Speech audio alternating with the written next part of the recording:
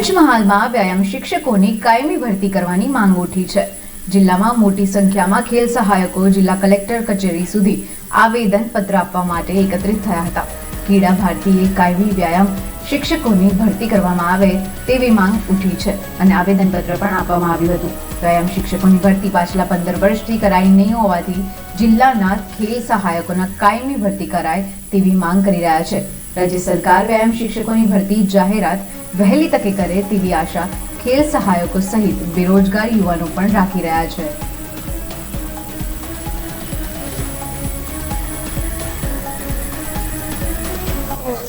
તો આજે પંચમહાલ જિલ્લામાંથી સમગ્ર ખેલ સહાયક મિત્રો વ્યાયામ શિક્ષકની કાયમી ભરતી માટે જિલ્લામાંથી 90 જેટલા ખેલ સહાયક મિત્રોએ આવેદનપત્ર આપ્યું છે અને સમગ્ર ગુજરાતમાં વ્યાયામ શિક્ષકની કાયમી ભરતી માટે સરકાર વિચારણા કરે અને કાયમી ભરતી કરે એવી અમારી રજૂઆત છે।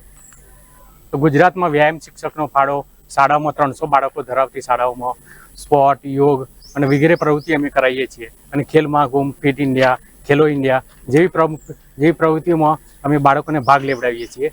તો બાળકોના સર્વાંગી વિકાસ માટે સરકાર અમારું વિચારે અને સરકાર અમારી કાયમી ભરતી કરે તો એવી અમારી માગણી છે।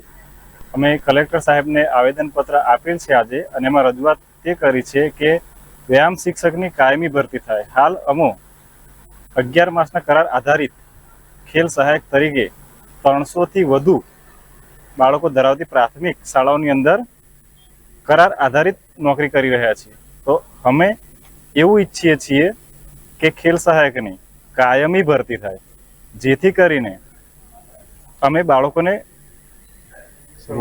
સર્વાંગી વિકાસ બાળકોનો થઈ શકે તે માટે વધુમાં વધુ મહેનત કરી શકીએ અને બાળકોને ન્યાય આપી શકીએ। માત્ર સરકારશ્રીને એટલી જ રજૂઆત છે કે છેલ્લા 15 વર્ષથી વ્યાયામ શિક્ષકની કાયમી ભરતી કરેલ નથી, તે હવેથી આવનારા સમયમાં કાયમી વ્યાયામ શિક્ષકની ભરતી કરે એવી રજૂઆત છે। પંચમહાલની અંદર અમે ખેલ સહાયક તરીકે અત્યારે 89 ટીચર્સ કામ કરી રહ્યા છીએ, પરંતુ હાલ અમોને છૂટા કરેલ છે। અમારી માંગ એટલી જ છે કે અમારી ભરતી વ્યાયામ શિક્ષકની ભરતી કાયમી થાય, જેથી કરીને અમે બાળકો સાથે વધારે મહેનત કરી શકીએ અને બાળકોને પૂરેપૂરો ન્યાય આપી શકીએ। એના માટે અમે કલેક્ટર શ્રીને રજૂઆત કરવા માટે આવ્યા હતા।